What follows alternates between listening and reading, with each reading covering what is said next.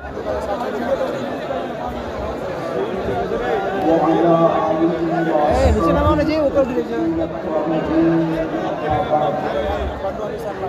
وأعوذ بالله من الشيطان الرجيم بسم الله الرحمن الرحيم يا أيها الذين آمنوا اتقوا الله ولتنظر نفس ما قدمت لغد واتقوا الله إن الله خبير بما تعملون صدق الله العظيم وسيازم بمني بسلو سامان مجدين بلعيدي مجدي كابعي إمام مجدين انتظاری کرم دشمنی عینی راہ خدا جو خدا بینو خدا کا مجدی بگیردہ بے بلا افتاد تشکیل ضعیفانو شکستہ رات کشتی بحق کے خواجہ اسمان ہارون مدد کن یا معین الدین چشتی مدد کن یا معین الدین چشتی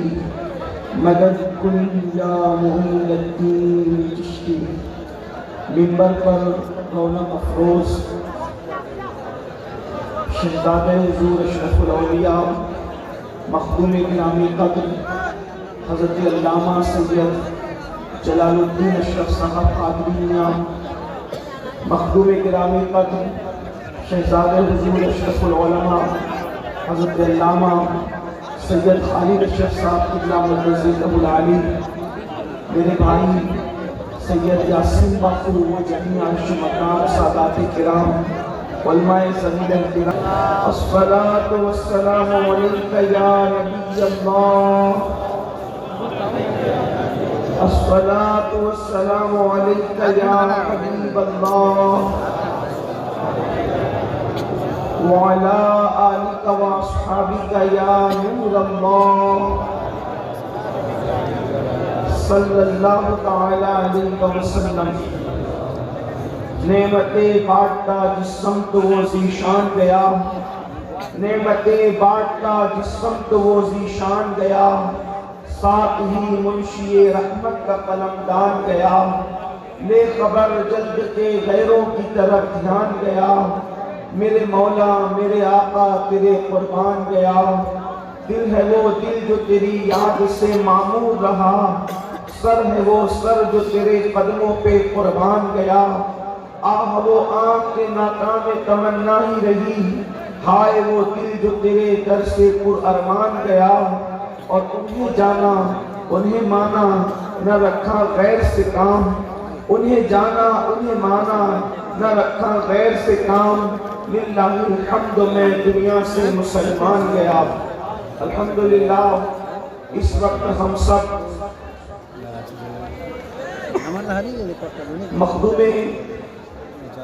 سیدنا رحمت اللہ تعالی علیہ کے مخدوم ان کے پیر و مرشد حضور سیدی مخدوم علاؤلک پنڈوی رحمت اللہ تعالی علیہ کے قدموں میں ان کے عرس سراپا قدس کے موقع پر موجود ہیں اور ساتھ ہی ساتھ حضور اشرف الاولیاء رحمت اللہ تعالی علیہ کا 25واں عرس بھی منا رہے ہیں مجھ سے پیشتر آپ نے بہت بڑے بڑے علماء خطبہ محققین اور دانشوروں سے ان کے خطابات سماعت کیے ہیں اور اب فجر کا وقت بالکل قریب سے قریب تر ہے بہت مختصر وقت کے لیے میں آپ کی خدمت میں حاضر ہوں عرس کا مقصد کیا ہے عرس کا مقصد یہ نہیں ہے کہ ہم بھیڑ اکٹھا کر لیں اور جمع ہو کر کے پھر منتشر ہو جائیں بلکہ عرس بھی ایک مقصد کے تحت کیا جاتا ہے ہمارے بزرگوں نے بزرگان دین کے آراس کی جو بنا ڈالی ہے اس کا مقصد یہ ہے کہ یہ بزرگان دین جن راہوں پر چل کر جن خطوط کو اپنے لیے انہوں نے مشعل راہ بنایا اس پر چل کر وہ اللہ تک پہنچے ان کی زندگیوں کا تذکرہ کیا جائے اور وہ کس طریقے سے کامیاب ہوئے انہوں نے کس طریقے سے استقامت کی دین کا مظاہرہ کیا انہوں نے کس طریقے سے اللہ کے دین پر عمل کیا انہوں نے کس طریقے سے دین کی خدمت کی یہ ساری چیزوں کو بیان کرنے کے لیے تاکہ ہمیں احساس ہو کہ یہ اللہ کا دین جو ہم تک پہنچا ہے وہ صرف چند رسومات کی بنیاد پر نہیں، بلکہ اس میں کسی کا خون جگر ہے، اس میں کسی کی شبانہ روز محنتیں ہیں۔ اسی پنڈوا شریف کی سرزمین کو آپ دیکھ لیں، تقریباً آج سے کم و بیش 7 صدی پہلے ایک مرد قلندر آیا ہوگا، اور آنے کے بعد آج جب اس علاقے کا یہ حال ہے، یہاں کی سنگلاخی کا یہ حال ہے، یہاں کی ان پڑھ اور ناخواندگی کا یہ عالم ہے، تو آج سے 7 صدی پہلے اس علاقے کا حال کیا ہوگا؟ اور اللہ اکبر، ایک اجنبی دیار سے ایک مرد قلندر آتا ہے۔ جب آج یہ جنگل ہے تو اس وقت میں اس کے جنگل ہونے کا عالم کیا ہوگا؟ لیکن اللہ والوں نے رات و دن محنت کر کے اپنے علاقے کو چھوڑ کر، اپنے رشتہ داروں کو چھوڑ کر، اپنے فطرے کو چھوڑ کر، اپنے قبیلے کو چھوڑ کر، اپنا سب کچھ چھوڑ کر وہ یہاں آئے اور اللہ کے دین کی آبیاری کی، اور کفرستان میں انہوں نے اسلام کا علم لہرایا۔ ہماری کتنی عظیم ذمہ داری ہے کہ ان اللہ والوں کے نقوش پا کو اپنے لیے حفظ جان بنائے۔ آئیے، میں نے جس آیہ کریمہ کی تلاوت کی ہے اس ذکر میں انسان کو کیا پیغام دیا جا رہا ہے اس پر کچھ بات عرض کر کے اپنی بات مکمل کروں۔ میرے پیارے آقا صلی اللہ علیہ وسلم کے پیارے دیوانوں، انسان کل کا پلان بناتا ہے، انسان فیوچر کا پلان بناتا ہے، انسان بھوشیہ کا منصوبہ بناتا ہے، جس کی زندگی میں مفکرین کہتے ہیں کل کا منصوبہ نہ ہو، کل کا پلان نہ ہو، وہ انسان کامیاب نہیں ہو سکتا۔ ایک تاجر ہے اچھا تو اس کے پاس کل کا کوئی پلان ہونا چاہیے، ایک طالب علم ہے اچھا اس کے پاس کل کا پلان ہونا چاہیے، ایک مفکر ہے اچھا اس کے پاس کل کا پلان ہونا چاہیے۔ دنیا کی قومیں کئی صدیاں پہلوں کا پلان تیار کر کے اپنی زندگی کو گزار رہی ہے، صرف قوم مسلم ہے جس کے پاس کل کا کوئی پلان نہیں ہے۔ لیکن یاد رکھیں، لوگ کل کا پلان تیار کرتے ہیں اور کرنا بھی چاہیے۔ آج ایجوکیشن میں میرا یہ حال ہے، آنے والے کل میں کیسا ہونا چاہیے۔ آج تجارت اور مال میں میرا یہ حال ہے، آنے والے کل میں کیسا ہونا چاہیے۔ لیکن ایک بات آپ سے عرض کرنا چاہتا ہوں، کل کا پلان تیار کرنے والوں، فیوچر کا پلان تیار کرنے والوں، زندگی میں کل کبھی نہیں آتا، زندگی میں ہمیشہ کل آج بن کر کے آتا ہے۔ لیکن ایک کل ایسا ہے، ایک کل ایسا ہے جس کا آنا بالکل ضروری ہے، جس کا آنا یقینی ہے۔ کل کا سورج ہم دیکھیں گے یا نہیں دیکھیں گے اس کی کوئی گارنٹی نہیں ہے، لیکن ایک کل ایسا ہے جس کو سب دیکھیں گے، اس کا کسی کو انکار نہیں ہے۔ اور اس کل کی ہم نے کیا تیاری کی ہے؟ اور کل کی تیاری کرنے والوں، ہم نے اس کل کی کیا تیاری کی ہے جس کل کا حال یہ ہے جس کے اندر ایک ماں اپنے بیٹے کے کام نہیں آئے گی، ایک باپ اپنے بیٹے سے دور بھاگے گا، ایک دوست اپنے دوست کا دشمن بن جائے گا، کوئی کسی کے کام نہیں آئے گا۔ وہ کون سا کل ہے؟ تو قرآن اس کل کے بارے میں کہتا ہے، یا ایھا الذین آمنوا اتقوا اللہ ولتنظر نفس ما قدمت لغد واتقوا اللہ ان اللہ خبیر بما تعملون۔ کہ اے ایمان والو، اللہ سے ڈرو اور کل کے لیے کیا روانہ کر رہے ہو، کل کے لیے کیا بھیج رہے ہو، اس سلسلے میں غور کرو۔ اپنی جان کے لیے، اپنے نفس کے لیے تم نے کل کے لیے کیا عمل کیا، کیا روانہ کیا، اس سلسلے میں غور کرو۔ وہ کون سا کل ہے جس کی تیاری کا حکم قرآن دے رہا ہے؟ وہ کون سا کل ہے جس کے لیے اپنے نفس کی تیاری کے لیے قرآن ہمیں دعوت فکر دے رہا ہے؟ ہاں، وہ وہی کل ہے جس کو میدان محشر کہتے ہیں، جس کو یوم حساب کہتے ہیں۔ میرے آقا علیہ السلام کے پیارے دیوانوں، اپنے کمروں کی اے سی میں آخرت کو بھولنے والوں، برداحتوں کے اندر آخرت کو بھولنے والوں، کھانے پینے میں آخرت کو بھولنے والوں، زندگی کی رنگریلیوں میں آخرت کو بھولنے والوں، مجھے بتاؤ اس کل کے لیے ہم نے کیا تیاری کی ہے جس کے لیے قرآن کہہ رہا ہے کہ تم نے کل کے لیے اپنے نفس کے لیے کیا روانہ کیا؟ اللہ اکبر۔ بڑی معذرت کے ساتھ، آج تو بڑے جھڑنے کے ساتھ ہم کہتے ہیں، ارے مولانا چھوڑو، قیامت میں جو ہوگا دیکھا جائے گا، جو ہوگا دیکھا جائے گا۔ یاد رکھنا، مسجدوں کو ویران کر کے یہ کہنے والوں کہ جو ہوگا دیکھا جائے گا، مسجدوں کو ویران کر کے کہنے والوں جو ہوگا دیکھا جائے گا، داڑیاں مڈا کر رسول اللہ کی سنت کو گٹروں میں ڈال کر کے یہ کہنے والوں کہ جو ہوگا دیکھا جائے گا، کانوں میں ایئر فون لگا کر کے گانے سننے والوں یہ کہتے ہو جو ہوگا دیکھا جائے گا۔ اب آئیے میں آپ کو بتاؤں، شاعری کی دنیا الگ ہے، حقیقتوں کی دنیا الگ ہے۔ آپ کہتے ہیں دیکھا جائے گا جو ہوگا، کیا دیکھا جائے گا؟ سنو، قرآن کہتا ہے اس دن کا حال یہ ہے، الأخلاء يومئذ بعضهم لبعض عدو۔ اللہ اکبر، قرآن کہتا ہے کہ وہ قیامت کا دن وہ دن ہوگا جتنے تمہارے دوست ہیں، اور وہ بھی کون سے دوست؟ دوست نہیں بلکہ پکے دوست۔ اخلاء قرآن کہتا ہے یہ خلیل کی جمع ہے، اخلاء، جتنے تمہارے پکے دوست ہیں قیامت کے دن وہ سب تمہارے دشمن بن جائیں گے۔ قیامت کا دن کیسا دن ہوگا؟ قرآن کہتا ہے یوم یقوم الروح والملائکہ صفا لا یتکلمون الا من اذن۔ قیامت کا دن وہ دن ہوگا جس دن جبریل امین اور ان کے پیچھے سارے فرشتے اللہ کی ہیبت سے کانپتے کھڑے ہوں گے، کسی کو کلام کرنے کی جرات نہیں ہوگی۔ آئیے وقت کی نزاکت کو دیکھتے ہوئے اپنے بھائیوں سے اور اپنی بہنوں سے اپنی گزارش کر کے اپنی گفتگو کو مکمل کر کے گزر جاؤں۔ میرے آقا صلی اللہ علیہ وسلم کے دیوانوں، آج حال کیا ہے؟ ہر بندہ کھانے پینے اور سونے اور موج مستیوں میں مست ہے، مرنے کے بعد اٹھنا ہے۔ اس دن کے لیے ہم نے کیا تیاری کی ہے؟ بڑی معذرت کے ساتھ لوگ آسانی سے کہہ دیتے ہیں مولانا نماز کے لیے ٹائم نہیں ملتا۔ میرے عزیز، وہ دن قیامت کا جو دن ہوگا وہاں نمازی کیا، روزے دار کیا، حاجی کیا، غازی کیا؟ آئیے ایک حدیث مبارکہ سن لیں اور اپنی بات مکمل کروں۔ ایک مرتبہ امیر المومنین حضرت سیدنا عمر ابن خطاب فاروق اعظم رضی اللہ تعالیٰ عنہ، فاروق اعظم رضی اللہ تعالیٰ عنہ حضرت کعب سے کہتے ہیں، حضرت کعب احبار سے۔ یہ کعب احبار کون ہے؟ یہ بڑے جلیل القدر تابعین ہیں۔ فاروق اعظم کے دور میں انہوں نے اسلام قبول کیا ہے، لیکن ان کی خصوصیت یہ ہے یہ توریت کے بھی عالم تھے، انجیل کے بھی عالم تھے، زبور کے بھی عالم تھے، اللہ اکبر، آسمانی کتابوں کے یہ عالم تھے۔ حضرت سیدنا فاروق اعظم حضرت کعب سے کہتے ہیں اے کعب ذرا مجھے ایسی باتیں سناؤ جس کی وجہ سے میرے دل میں اللہ کا ڈر مزید پیدا ہو، اللہ کی خشیت مزید پیدا ہو، اللہ کا خوف مزید پیدا ہو۔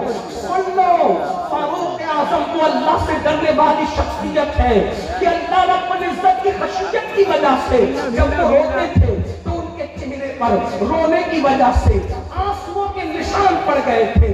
بڑی معذرت کے ساتھ آج لوگوں کو استنجا کی سنتیں بھی نہیں پتا ہے اور وہ جنت کے خواب دیکھ رہے ہیں۔ اللہ اکبر، لوگوں کو کلمے کا ترجمہ بھی یاد نہیں ہے اور وہ گھمنڈ کرتے ہیں مولانا ہم جنت میں نہیں جائیں گے تو کون جنت میں جائے گا؟ یاد رکھو، جن کو رسول اللہ نے جنت کی بشارت دے دی ہے وہ قیامت کو یاد کر کے کیسے روتے ہیں؟ سیدنا صدیق اکبر، کون صدیق اکبر جن کے بارے میں پوری امت کے جمہور کا یہ عقیدہ ہے افضل البشر بعد الانبیاء بالتحقیق، جس کو رسول اللہ نے اپنی ظاہری حیات میں اپنے مسلح امامت پر کھڑا کیا، وہ ابو بکر صدیق جو صحابہ کا امام ہے، وہ صدیق اکبر کہتے ہیں کاش میری ماں نے مجھے انسان کی شکل میں پیدا نہ کیا ہوتا، میں کسی مومن کے سینے کا ایک بال ہوتا تاکہ قیامت کے دن اللہ کی بارگاہ میں حساب دینے سے بچ جاتا، قیامت کے دن اللہ کی بارگاہ میں جواب دینے سے بچ جاتا۔ مجھے بتاؤ جو مصطفیٰ جان رحمت کے ساتھ ہے کہاں ساتھ نہیں؟ سفر میں صدیق ساتھ ہے، حضر میں صدیق ساتھ ہے، جہاں کوئی ساتھ نہ تھا اس کار میں بھی صدیق اکبر مصطفیٰ جان رحمت کے ساتھ تھے، اور آج بھی مزار میں مصطفیٰ جان رحمت کے ساتھ آرام کر رہے ہیں۔ اس کے باوجود بھی اللہ اکبر، اس کے باوجود بھی صدیق اکبر، ان کے قیامت کے دن کی کیفیت کیا ہے؟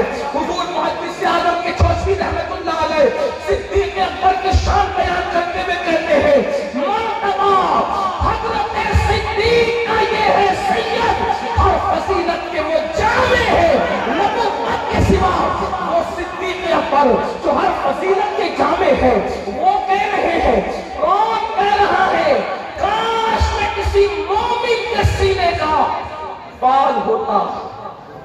کہ قیامت کے دن اللہ کی بارگاہ میں حساب سے بچ جائے۔ میری قوم کے وہ جوان جن کے ہاتھوں میں شراب کے پیالے ہیں،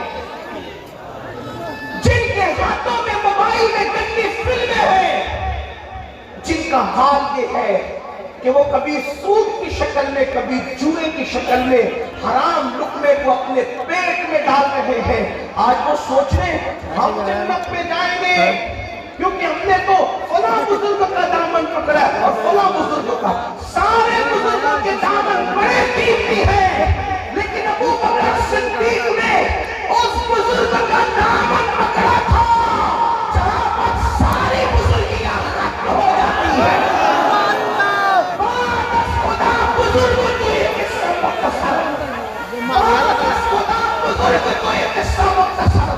آپ غور کریں، تھوڑا سا نعرے کا بھی وقت بچانے والی نوازش ہوگی، آپ کی توجہ چاہتا ہوں۔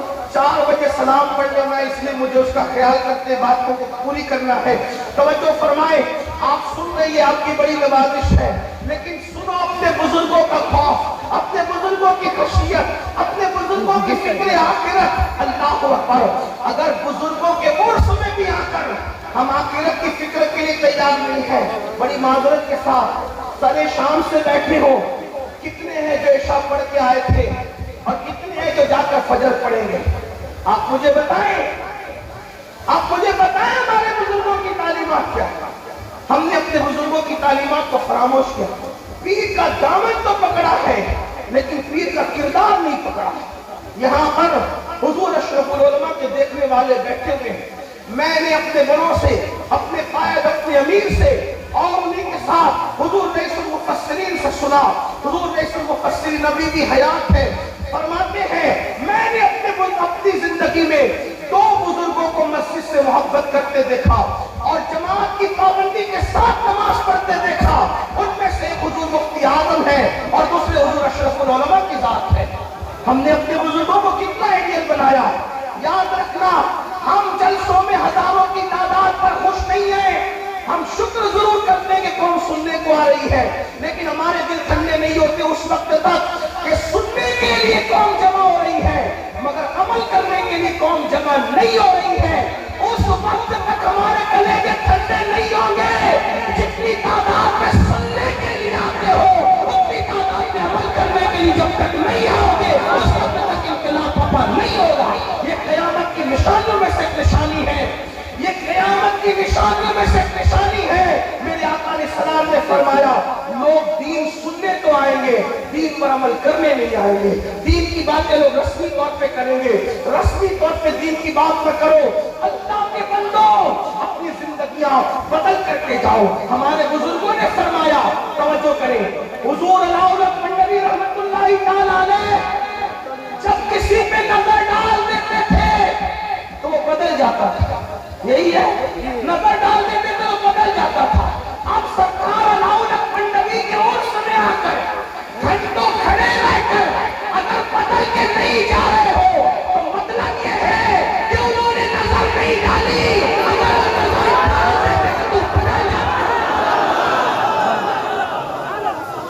ان کی نظر میں وہی کمال ہے جو کل تھا وہ آج ہے۔ اس کا مطلب نظر ڈالی نہیں، کیوں؟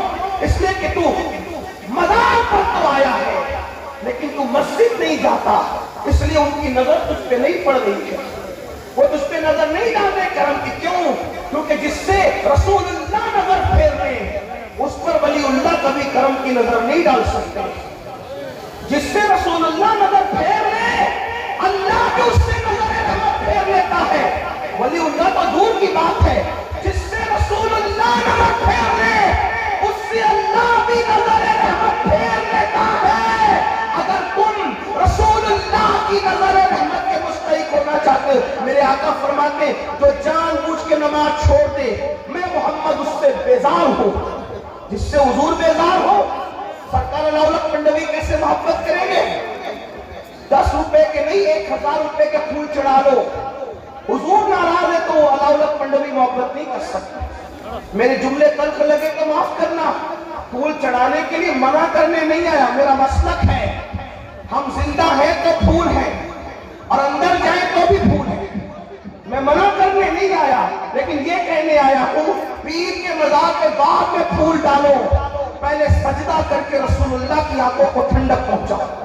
یہ اپنا مسلک ہے، یہ اپنا مذہب ہے۔ کون سی یہ کر رہا تھا؟ صدیق اکبر کہتے ہیں کاش میں کسی مومن کے سینے کا اقبال ہوتا تاکہ قیامت میں اللہ کی بارگاہ میں جواب دینے سے بچ جاؤں۔ فاروق اعظم کہتے ہیں کاش میں پرندہ ہوتا اور لوگ اس کو ذبح کر کے کھا جاتے اور مجھے بھول جاتے تاکہ میں قیامت کے دن اللہ کی بارگاہ میں جواب دینے سے بچ جاؤں۔ مولا کائنات سید السادات علی کے مرتضیٰ، جس کے خاندان کی مثال کوئی لا سکتا ہے؟ اللہ کے رسول خود فرماتے میں اور علی، سرکار فرماتے ہیں، اللہ کے رسول فرماتے ہیں کہ تم سب الگ الگ درختوں کی الگ الگ پہلی سے ہو، تنہا میں اور علی ایک درخت کی دو ٹہنی کا نام ہے۔ جس علی کو رسول اللہ فرمائے کہ میں اور علی ایک درخت کی دو شاخوں کی طرح، دو ٹہنیوں کی طرح، وہ علی جو سید السادات، وہ علی جو خاتم الولایت، وہ علی جو قاسم جنت و جہنم، وہ علی جو قاسم شیر و شربت، وہ علی جن کے بارے میں قاضی ثنا اللہ پانی پتی تفسیر مظہری میں لکھتے ہیں کہ آدم علیہ السلام کے دور سے لے کر آج تک جو بھی ولی بنا ہے وہ علی کے فیضان سے ولی بنا ہے۔ امام اہل سنت اسی لیے کہتے ہیں سلامی جس کے در کا ہر ولی ہے، سلامی جس کے در کا ہر ولی ہے، علی ہے ہاں علی ہے ہاں علی۔ علی کو چھوڑ کر نہ کوئی ولی بنا ہے نہ ولی بن سکتا ہے۔ امام اہل سنت کہتے ہیں اصل نسل صفا، اصل نسل صفا وصل وجہ خدا۔ کوئی اس کی تشریح کرے؟ اصل محقق اصل و مفتی رضا الحق صاحب کی توجہ چاہتا ہوں، ماشاءاللہ بڑے عظیم محقق ہیں۔ اصل نسل صفا رسول اللہ کی نسل کی اصل والی ہے۔ توجہ کریں، حضور کی نسل کی اصل والی ہے۔ اس کا مطلب علی خاندان سے دور نہیں ہے، علی خاندان سے الگ نہیں ہے، نبی کی نسل کی اصل کو علی کہتے ہیں۔ آقا نے فرمایا سب کی نسل اس کی اپنی پشت میں ہے، میری نسل اللہ میں علی کی پشت میں ہے۔ اصل نسل صفا۔ اور دوسرا مرتبہ کیا بیان کیا؟ وصل وجہ خدا، یعنی کتنی بھی عبادتیں کر لے اگر دل میں علی کا بغض ہے تو خدا کا وصل نصیب نہیں ہو سکتا۔ علی کا بغض کتنی عبادتیں کر لے وصل نہیں نصیب ہو سکتا۔ کیسے ہوگا؟ جب تک علی کو نہ پکڑے۔ لیکن ایک بات اور واضح طور پہ بیان کر دوں، علی والا وہ نہیں، اہل منبر کی دعائیں، علی والا وہ نہیں جو صدیق اور فاروق کے لیے دل میں بغض رکھے، صرف علی علی کرے اور صدیق و فاروق اس کو ہضم نہ ہو، بلکہ جس کو صدیق و فاروق ہضم نہ ہو وہ سینہ دنیا میں خود کے ہاتھوں سے پٹنے کے قابل ہے اور قبر میں فرشتوں کے ہاتھوں سے پٹنے کے قابل ہے، جس میں صدیق و فاروق نہ ہو۔ لیکن وہ دل جس میں چار یاروں کی محبت ہے وہ سچا علی والا ہے۔ ہاں ہم وہ علی والے ہیں کہ صدیق اکبر کو ہی مانتے ہیں، فاروق اعظم کو ہی مانتے ہیں، عثمان غنی کو ہی مانتے ہیں، مولا علی کو ہی مانتے ہیں، اور وہ بھی الگ ترتیب جیسے خلافت الگ ترتیب مانتے ہیں ویسے فضیلت بھی الگ ترتیب۔ کچھ لوگ کہتے نہیں ہم لوگ سید ہیں تو ہم ایسا نہیں مان سکتے کیونکہ علی ہمارے باپ ہیں۔ میں نے کہا سیدوں کا عقیدہ تو پہلی دن سے یہ ہے کہ علی باپ ضرور ہیں، مگر رسول اللہ نے جس کو جو مرتبے دیے ہیں ہم وہ ماننے کے پابند ہیں۔ آپ کہیں گے وہ کیسے؟ تو وہ اس طرح سے امام زین العابدین سے کسی نے پوچھا کہ ابو بکر کا کیا تعلق تھا رسول اللہ سے اور حضور کی بارگاہ میں ان کا کیا مرتبہ تھا؟ توجہ کریں، کس سید سے پوچھا؟ جو مولا علی کے ڈائریکٹ پوتے ہیں اس سید سے پوچھا، جس کا شجرہ نسب سنیوں کے بچے بچے کو یاد ہے، ان سے پوچھا صدیق اکبر کا کیا مرتبہ تھا رسول اللہ کی بارگاہ میں؟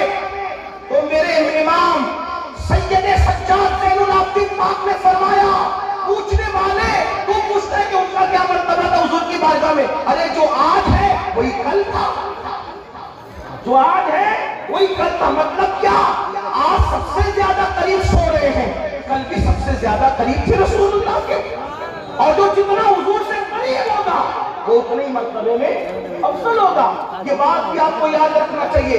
ہم ضرور علی علی کریں گے لیکن دل میں خلفائے راشدین کی محبت کے ساتھ، ان کی الفت کے ساتھ۔ تو بات یہ کر رہا تھا وہ علی آدم علیہ السلام کے دور سے لے کے اب تک جو ولی بنے علی کی وجہ سے، یعنی علی پیدا ہونے سے پہلے ولی بناتے ہیں، یہ علی کا مرتبہ ہے۔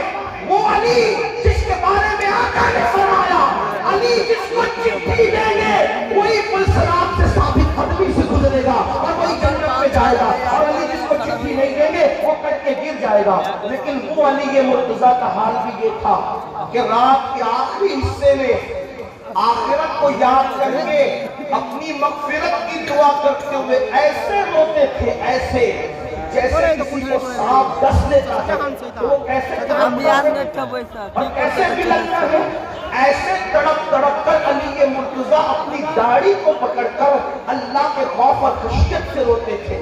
جن کے بیٹے جنتی جوانوں کے سردار ہیں، جو خود بندیوں کے سردار ہیں، جو خاتم الولایت ہیں، جن کی خاندان کے اندر امام مہدی پیدا ہوں گے، بلکہ یہ کہہ دوں جتنے ولی علی کی نسل میں پیدا ہوئے، خدا کی عزت کی قسم اتنے بڑے ولی کسی کی نسل میں پیدا نہیں ہوئے اور نہ پیدا ہو سکتے۔ وہ علی کے مرتضیٰ بھی رات کے آخری حصے میں اللہ کی خشیت سے روتے ہیں۔ ہمارا کیا حال ہے؟ ہم جمعہ کی 2 رکعت پڑھ کے ایسے بھاگ آتے ہیں مسجد سے جیسے اسکول کی چھٹی ہونے پر اسکول کے بچے بھاگتے ہیں، اور غرور اور گھمنڈ یہ ہم جنت میں جائیں گے تو کون جائے گا۔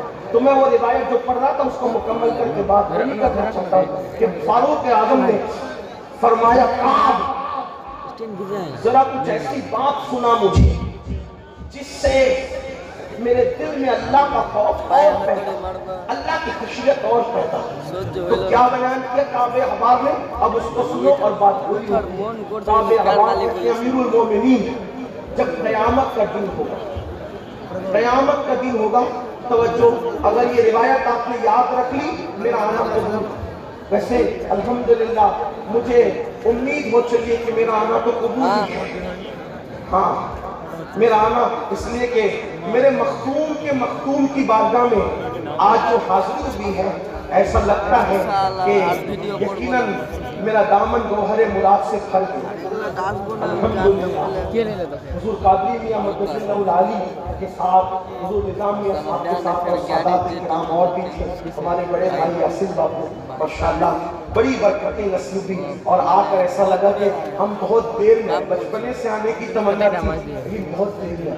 کچھ لوگ ایسے ہوتے ہیں جن کی فضیلت بیان کرنے کے لیے دفتر نہیں چاہیے ہوتے، جن کی فضیلت کے لیے ایک جملہ ہی سمجھنے کے لیے سمجھداروں کو کافی ہوتا ہے۔ کوئی پوچھے کہ علاؤ الحق پنڈوی کا مرتبہ کیا ہے، میں نے کہا جو مخدوم اشرف کا بھی مرشد ہو اس کے مرتبے کا اندازہ خود لگا لینا چاہیے، اور مخدوم اشرف خود مرشد گھرانے سے تعلق رکھتے تھے۔ علی مرتضیٰ سے لے کر کے ان کے والد کا کوئی ایسا نہ تھا جو مرشد نہ ہو، لیکن اتنی دنیا گھوم کر کے جس خالد ابن ولید کے شہزادے کے پاس آئے ہوئے مخدوم اشرف، آخر یہاں کیا نہیں رہا ہوگا جب اشرف سمنا جیسی ہستی یہاں آ کر کے رک گئی۔ اشرف سمنا نے جس کے در کی جانب کشی کی ہو، اس کے در کی اہمیت کا اندازہ تو لگائیں۔ سمجھداروں کے لیے اشارہ کافی ہوتا ہے، اشرف سمنا جیسا مخدوم جس کا خادم بن کر کے آئے، اس علاؤ الحق پنڈوی کے مرتبے کا اندازہ کر لیں۔ لوگ اندازہ تو کریں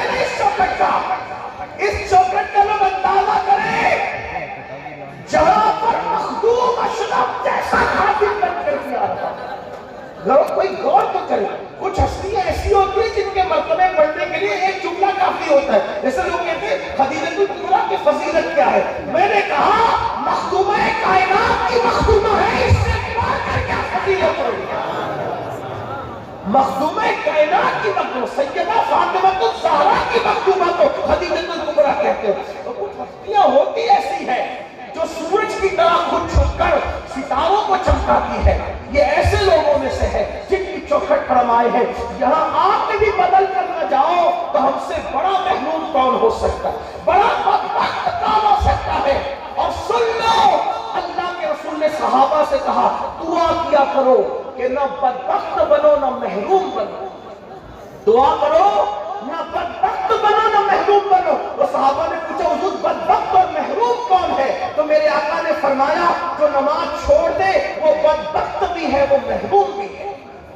بدبخت اور محروم نہ بنو، یہاں آ کر کے نیک بختی اختیار کرو۔ ہمارے مکتوم صاحب مکتوم اشرف جانی سمنانی فرماتے ہیں جو میری چوکھٹ پہ آئے گا وہ کبھی بدبخت نہیں ہو سکتا، تو جو مکتوم سمنا کی چوکھٹ پہ چلا جائے وہ بدبخت نہیں ہو سکتا۔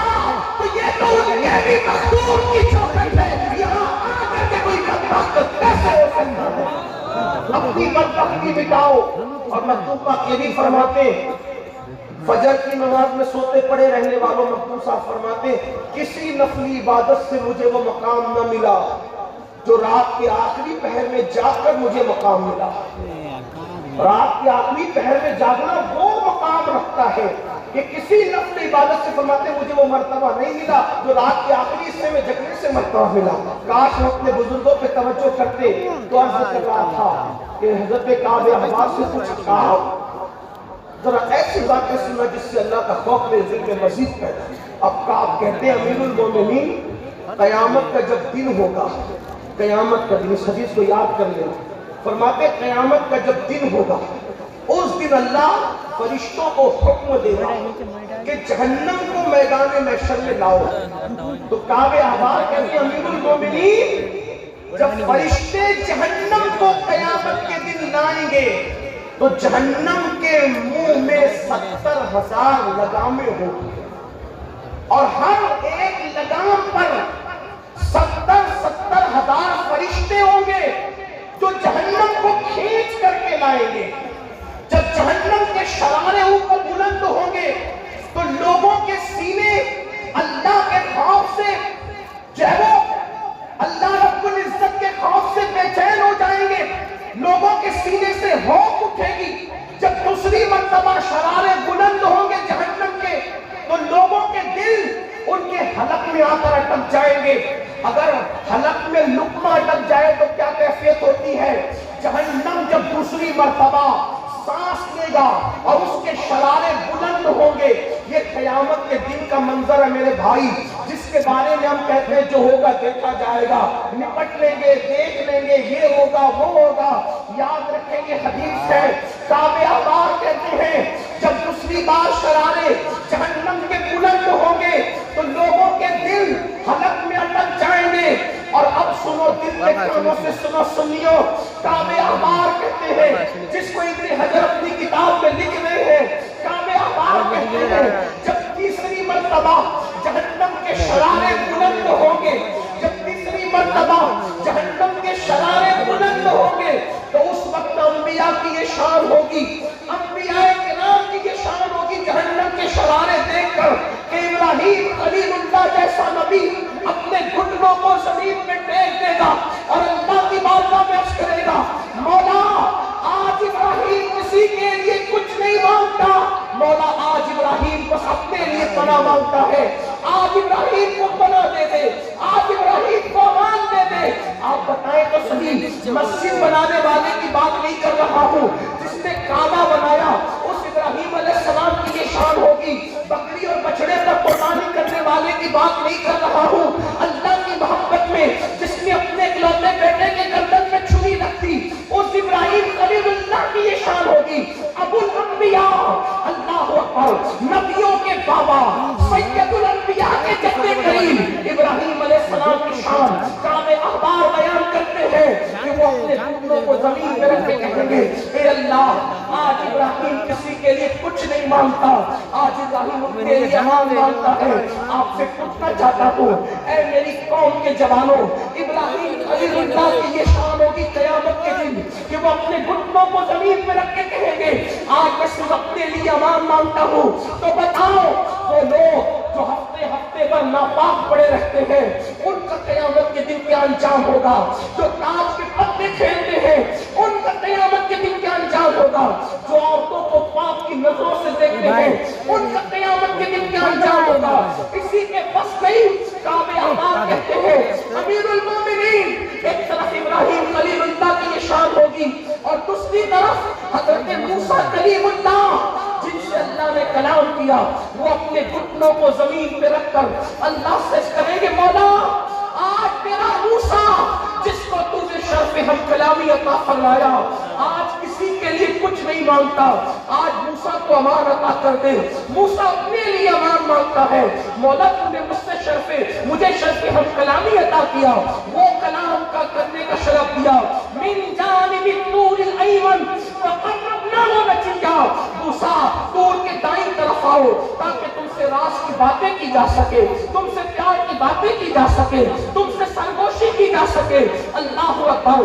وہ موسیٰ کلیم اللہ اپنے گھٹنوں کو زمین پہ رکھ کے کہیں گے اے اللہ آج میں کسی کے لیے کچھ نہیں مانگتا بلکہ آج تو میں اپنے لیے امان مانگتا ہوں۔ حضرت فاروق اعظم رو پڑے، آنکھوں میں آنسو آ گئے کہ کسی پہ بس نہیں۔ حضرت کعب احباب نے کہا امیر المومنین صرف یہی نہیں ہوگا بلکہ اس وقت جناب موسیٰ کی یہ شان ہوگی تو اس وقت لوگ دیکھیں گے حضرت عیسیٰ کی شان یہ ہوگی کہ عیسیٰ علیہ السلام اپنے گھٹنوں کو زمین پہ رکھ کے اللہ سے عرض کریں گے، وہ جہنم کا حال دیکھ کر، وہ جہنم کی حرارت دیکھ کر، وہ جہنم کی تپش دیکھ کر حضرت عیسیٰ کہیں گے اے اللہ تو نے مجھے کناری بطول مریم سے پیدا کیا، مولا آج میں اپنی ماں مریم کے لیے بھی کچھ نہیں مانگتا، آج میں مریم کے لیے بھی کچھ نہیں مانگتا مولا، آج تو عیسیٰ کو اپنی جان کی امان دے دے مولا، میں اپنے لیے امان مانگتا ہوں۔ مسلمانوں بتاؤ اس دن کے لیے کیا تیاری کی؟ یہی نا کہ فجر کی نماز میں سوتے پڑے ہو، ظہر اور عصر میں کاروبار میں مصروف ہو، مغرب اور عشاء میں بچوں میں مصروف ہو، بتاؤ کیا تیاری کی؟ حضور سید المعصومین ہے، دن میں 100 مرتبہ استغفار کرتے ہیں، ہم گناہوں میں پڑے ہوئے ہیں، یا کبھی ہمیں بھی استغفار کی توفیق ہے، ہم بھی کبھی توبہ کرتے ہیں؟ سن لو حضرت کعب احبار نے سیدنا فاروق اعظم سے کہا امیر المومنین جب جہنم لایا جائے گا بیل کے ناک کے ایک سوراخ کی کتنا، بیل کے ناک کے ایک سوراخ کی اتنا مشرق کی طرف سے جہنم کو کھولا جائے گا تو جتنے لوگ مغرب میں کھڑے ہوں گے ان سب کے بھیجے کھول کھول کر ان کے پیروں پہ گریں گے۔ یہ قیامت کے دن کا حال ہے۔ اور پھر کعب احبار کا تاریخی جملہ اس پر اپنی گفتگو مکمل کرتا ہوں۔ فاروق اعظم سے کعب احبار کہتے ہیں امیر المومنین اگر آپ قیامت کے دن 70 انبیاء کے برابر بھی عمل لے کر جائیں گے تو آپ اپنے عمل کو حقیر سمجھیں گے، جبکہ غیر نبی کسی نبی کے برابر عمل نہیں کر سکتا۔ یہ انتہائی مبالغہ آپ نے بتایا کہ وہاں عمل کی حیثیت کیا ہوگی۔ کیا فرمایا؟ کہتے ہیں امیر المومنین اگر آپ 70 نبیوں کے برابر بھی عمل لے کر جائیں تو آپ اپنے عمل کو حقیر سمجھیں گے۔ جب 70 نبیوں کے برابر بھی بفرض محال وہاں عمل کو آدمی حقیر سمجھے تو جن کے پاس کوئی عمل ہی نہیں ہے، کوئی عمل نہیں، جمعہ کی 2 رکعت بھی ہے تو اس میں بھی پتہ نہیں کتنے خرافات کر کے جاتے، غسل بھی صحیح نہیں کرتے، وضو بھی نہیں سیکھتے، کمپیوٹر سیکھا، یہ سیکھا، وہ سیکھا، وہ سیکھا، کبھی نماز بھی سیکھی اور بڑی سادگی سے کہتے ہیں مولانا سب چلتا ہے، کیسے بھی پڑھو اللہ قبول کرتا ہے۔ اگر کیسے بھی پڑھو اللہ قبول کرتا ہے تو پھر اللہ اپنے محبوب کو کیوں بھیجتا؟ محبوب نے یہ کہا کیسے نہیں پڑھو قبول ہوگی؟ محبوب نے تو یہ فرمایا صلو کما رأیتمونی اصلی، کیسے بھی نہیں چلے گی، جیسے مجھے پڑھتا دیکھتے ہو ویسے پڑھو، اس کے لیے علم حاصل کرو، دین کی طرف آؤ، آخرت کی تیاری کرو۔ ذہن میں بہت سی باتیں آتی ہیں لیکن ٹائم میرا مکمل ہوا، بس آخری میں 3 جملے میرے سننے بات پوری کرتا ہوں۔ اس وقت ہندوستان کے مسلمانوں کو بہت سمجھنے کی، سوچنے کی، غور کرنے کی ضرورت ہے۔ حالات نازک سے نازک تر ہو رہے ہیں۔ برادری کے نام پہ جھگڑا کرنے کا موقع نہیں، خطے قبیلے کے نام پہ جھگڑا کرنے کا موقع نہیں، فرقہ واریت کی بات کرنے کا موقع نہیں۔ اس وقت تو لوگوں کو چاہیے کہ سواد اعظم صحابہ اور اہل بیت کے عقیدے پہ پوری دنیا کے مسلمان متحد ہونے کی کوشش کریں، لیکن 3 باتوں پر مسلمان محنت کریں۔ سب چیزوں سے توجہ ہٹا کر 3 باتوں پہ محنت کرو۔ پورے ہندوستان میں ہر جلسے میں آخری میں یہ 3 باتیں کہہ رہا ہوں، اللہ کرے کسی کے دل میں اتر جائے۔ مسلمانوں بالخصوص نوجوانوں، آپ کو 3 باتوں پہ محنت کرنے۔ نمبر 1، دیندار بنو۔ سب سے پہلی بات، دیندار بنو۔ دیندار کون سے دیندار؟ صرف ٹوپی داڑھی والے دیندار نہیں، وہ دیندار بنو جیسے رسول اللہ بنانے آئے تھے، وہ دیندار بنو جیسے صحابہ کرام نے بنایا تھا، وہ دیندار بنو جیسے اولیاء اللہ نے بنایا تھا۔ وہ کیسے دیندار تھے؟ جو اپنے لیے پسند کرو وہی اپنے بھائی کے لیے پسند کرو۔ تمہارا بھائی پڑوس میں بھوکا سوئے، تم پیٹ بھر کے نہیں سو سکتے، یہ دینداری کی اہم پہچان۔ دوسروں کا برا نہ چاہو، سب کا بھلا چاہو۔ وہ دیندار کیسے بننا علماء سے پوچھو، لیکن اتنا کہتا ہوں، نمبر 1 دیندار بنو، نمبر 2 مالدار بنو۔ مالدار بننا ہے، پہلے دیندار بنو پھر مالدار بنو۔ آپ کچھ لوگ آنے آپ کو سبق پڑھا دیا، نہیں مولانا ہمارے نبی پہ بڑے غریب تھے، بڑے مفلس تھے اور وہ پیٹ پہ پتھر باندھتے تھے، یہ سب جھوٹ ہے۔ ہمارے نبی کوئی غریب نہیں تھے، کوئی مفلس نہیں تھے، بلکہ ہمارا عقیدہ یہ ہے ہمارے نبی جتنے مالدار تھے ان سے پہلے اتنا بڑا مالدار دنیا میں کبھی نہیں آیا، اور نہ قیامت تک ان کے بعد اتنا بڑا مالدار کوئی آ سکتا ہے۔ آپ کہیں گے یہ خالص عقیدتیں نہیں، حقیقتیں ہیں۔ اس لیے اتنے وہ مالدار کیوں اتنے تھے پتہ ہے کہ کوئی ایک کھیت کا مالک ہے، کوئی ایک ملک کا، کوئی ایک ریاست کا مالک ہے، تنہا میرے نبی ہے۔ اللہ نے ان کو زمینوں کا بھی مالک بنایا، ان کو آسمانوں کا بھی مالک بنایا، ان کو جنت کا بھی مالک بنایا، ان کو ہر چیز کا مالک بنایا۔ اسی لیے امام اہل سنت کہتے ہیں خالق کل آپ کو مالک کل بنا دیا، دونوں جہاں آپ کے قبضہ و اختیار میں۔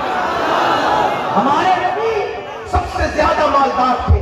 یہ تو بات ہو گئی عقیدت کی، لیکن بات آپ کو بتاؤں، حضور کی ظاہری زمینیں بھی مدینہ شریف میں بہت زمینیں تھی حضور کی، اور لاکھوں کی منتھلی آمدنی تھی، مگر شان یہ تھی کہ صبح لاکھوں آتے اور شام آنے سے پہلے تقسیم ہو جاتے۔ ہمارے نبی غریب نہیں تھے، بہت مالدار تھے۔ آپ کو بھی مالدار بننا ہے۔ امام اعظم بھی مالدار تھے، صدیق اکبر بھی مالدار تھے، فاروق اعظم بھی مالدار تھے، امام حسن امام حسین بھی مالدار تھے۔ یہ علم والے موجود ہیں، ان کی موجودگی میں کہوں بڑے سے بڑا آج فیکٹری کا مالک اگر کسی کے پاس کوئی بھکاری آئے تو کتنا دیتا ہے؟ اگر 500 دے گا نا، پیر کو بھی تو دکھا کے دیتا ہے، بھکاری کی بات جانے دو، پیر کو بھی دیتا ہے، تو سوچتا ہے کہ 4 مرید دے گے کہ میں نے پیر کو 500 دیا۔ یہی ہے نا، بھکاری کو تو کوئی جلدی 500 دیتا بھی نہیں۔ اب آپ سے پوچھتا ہوں، امام حسن اور امام حسین کے پاس بھکاری آتے ہیں تو ایک وقت میں امام حسن اور امام حسین 50,000 درہم لوگوں کو عطا کر دیتے ہیں، تو جو غریب لوگ ہوں گے وہ فقیروں کو 50,000 دیں گے، بلکہ اللہ کی قسم 50,000 دے کر ساتھ میں چٹھی لکھ کر بھی دیتے ہیں، معاف کرنا ابھی اتنا ہی ہے، اگر اور ہوتا تو اور عطا کر دیتے ہیں۔ ہمارے یہاں غریب کون ہے؟ سب تو مالدار لوگ، آپ بھی مالدار بنو، لیکن جوئے سے مت بننا، شراب کے دھندے سے مت بننا، سود کے دھندے سے مت بننا۔ موبائل کا استعمال کم کرو، فیس بک کا استعمال کم کرو، یوٹیوب کا استعمال کم کرو، وقت کا صحیح استعمال کر کے 8 گھنٹے کی بجائے 16 گھنٹے محنت کرو اور مالدار بنو۔ اللہ تمہیں ترقی دے گا۔ ان بزرگوں سے دعا لو، جو اندر ہے ان سے دعا لو، جو اوپر ہے ان سے دعا لو۔ اور دعا لینے کا طریقہ آپ کو بتاؤں، ہمارے مخدوم سرکار مخدوم اشرف جہانگیر سمنانی فرماتے ہیں بزرگوں سے کچھ لینے جانا ہے، توجہ کرنا، توجہ ہے آپ کی؟ بزرگوں سے کچھ لینے جانا ہے تو جب بھی بزرگوں سے ملنے جاؤ تو خالی ہاتھ نہ جایا کرو، جو خالی ہاتھ نہیں جاتا وہ خالی ہاتھ واپس بھی نہیں آتا، اس لیے زمین کے اوپر ہے بزرگ تو بھی خالی ہاتھ نہ جاؤ، زمین کے اندر ہے تو بھی خالی ہاتھ نہ، کچھ نہ کچھ ان کے لیے لے کر کے جاؤ۔ تو مالدار بنو، نمبر 1 دیندار، نمبر 2 اور نمبر 3 ایجوکیشن پہ محنت کرو، اپنی قوم کو ایجوکیٹ کرو، کوئی جاہل نہ رہنے پائے، کوئی ان پڑھ نہ رہنے پائے۔ بڑی معذرت کے ساتھ اپنی مسجد کا مینار 2 کروڑ کا بنانے کی بجائے 1 لاکھ کا بناؤ اور باقی کی رقم اپنی قوم کی تعلیم پہ خرچ کرو۔ اللہ کے رسول علیہ السلام اچھی عمارتیں بنانے نہیں آئے تھے، حضور اچھے انسان بنانے آئے تھے۔ کتنی بھی اچھی عمارت بناؤ گے وہ کھنڈر میں تبدیل ہو جائے گی، لیکن اگر اچھے انسان بنا دو گے، اچھی عمارت دوسری اچھی عمارت تعمیر نہیں کر سکتی، لیکن ایک اچھا انسان ہزاروں کو اچھا بنا دیتا ہے۔ صفہ کے چبوترے پہ بیٹھ کر حضور نے صدیق کو ایسا ڈھالا تھا، فاروق اعظم کو ایسا ڈھالا تھا، عثمان غنی کو ایسا بنایا تھا، مولا علی کو، سعد کو، سعید کو، طلحہ کو، زبیر کو، ابو عبیدہ کو، خالد ابن ولید کو کیسا بنایا تھا کہ ان ایک ایک کو دیکھ کر کے ہزاروں کی زندگیاں بدل گئی۔ آپ نہیں دیکھتے یہاں حضرت علاؤالحق پنڈوی کی کون سی اچھی عمارت ہے؟ مجھے پورے پنڈوا میں بتا دو، ہے کوئی ایسی عمارت جس کو آپ تاج محل کے برابر قرار دیں، فتح پور سیکری کے برابر قرار دیں، لال قلعہ کے برابر قرار دیں؟ نہیں بتا سکتے آپ، کیوں؟ ان کا مقصد اچھی عمارت نہیں تھا، وہ اچھی عمارت بنانے نہیں آئے تھے، لیکن ایک اشرف کو اتنا اچھا بنا دیا،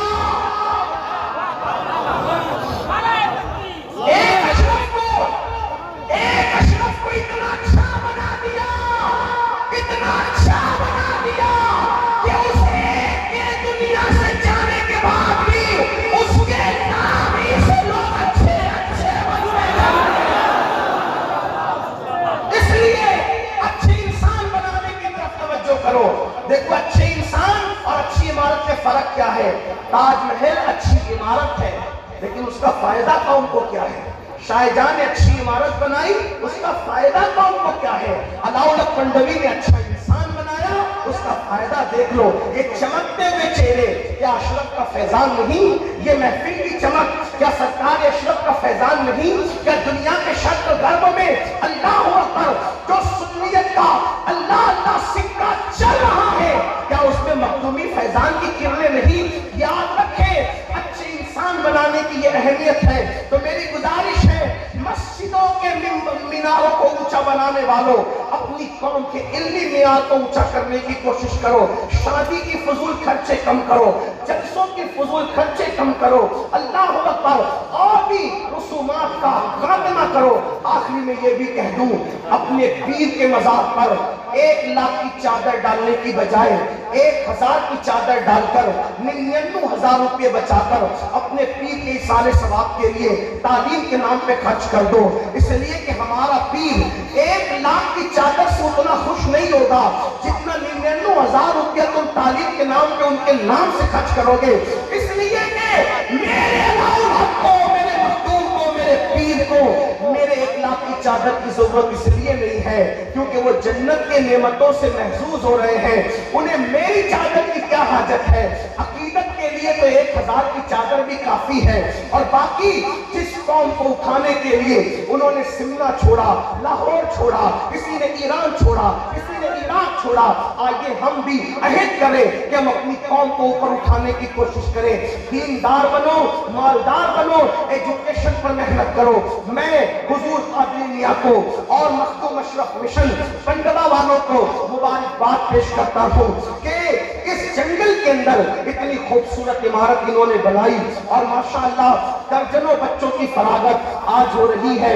اسی طریقے سے میں سرکار اخی سراج آئینہ ہند کی بارگاہ میں، مخدوم صاحب کے مخدوم کے مرشد کی بارگاہ میں گیا تو میں نے وہاں بھی دیکھا انگلش اسکول کا قیام ہو رہا ہے، ادارے قائم ہو رہے ہیں۔ میری گزارش ہے رسومات پر پیسہ خرچ کرنے کی بجائے تعلیمات پر پیسہ خرچ کرنے کی کوشش کرو، تاکہ تاکہ ہم اپنی قوم کو منظم کر کے آگے بڑھا سکے، کیونکہ میرے آقا علیہ السلام نے فرمایا جس نے اس حالت میں صبح کی کہ میری امت کی بھلائی کا کوئی منصوبہ نہیں بنایا فلیسا منا، وہ میری سوسائٹی کا ممبر نہیں ہے۔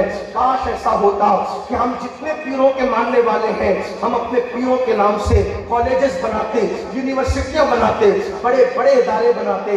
یاد رکھیے گنبدوں کی تعمیر کے ساتھ ساتھ ہمیں چاہیے کہ ہم اداروں کی تعمیر کے لیے کمر کس لیں تاکہ ہماری آنے والی نسلیں علم کے زیور سے ایسی آراستہ ہو جائے کہ جدھر رخ کرے ادھر انقلاب پیدا ہو۔ لوگ کہتے ہیں ہم اس لیے نہیں پڑھاتے کہ نوکری نہیں ملتی۔ میرے بھائی ہم نوکری کے لیے نہیں پڑھاتے، ہم اپنے بچوں کو اچھا انسان بنانے کے لیے پڑھاتے ہیں۔ ان پڑھ کا بولنا اور پڑھے لکھے کے بولنے میں فرق ہے، ان پڑھ کے اٹھنے بیٹھنے میں، پڑھے لکھے کے اٹھنے بیٹھنے میں فرق ہے، ان پڑھ کی تجارت کرنے میں، پڑھے لکھے کے تجارت کرنے میں فرق ہے۔ اس لیے اپنے بچوں کو اس لیے پڑھاؤ کہ وہ لوگ جو ہیں وہ اعلیٰ تعلیم حاصل کر کے اچھے انسان بنے۔ آدھی روٹی کھانا پڑے تو آدھی روٹی کھاؤ۔ ہمارے ماہرہ کے مشائخ نے نعرہ دیا آدھی روٹی کھائیں گے، بچوں کو پڑھائیں گے۔ اگر آدھی روٹی کھانا پڑے تو آدھی روٹی کھاؤ لیکن اپنے بچوں کو ضرور پڑھاؤ۔ یہ چند معروضات تھے جسے میں نے اپنے درد دل کو آپ کے دلوں کی چوکھٹ پہ پیش کیا، اس امید کے ساتھ کہ اللہ تعالیٰ ہم سب کو عمل کی توفیق عطا کرے۔ گفتگو کے درمیان اگر کوئی غلطی ہو اللہ تعالیٰ اپنے حبیب صلی اللہ علیہ وآلہ وسلم کے صدقے و طفیل معاف فرمائے۔ استغفر اللہ ربی من کل ذنب واتوب الیہ وما علینا الا البلاغ۔ السلام علیکم ورحمۃ اللہ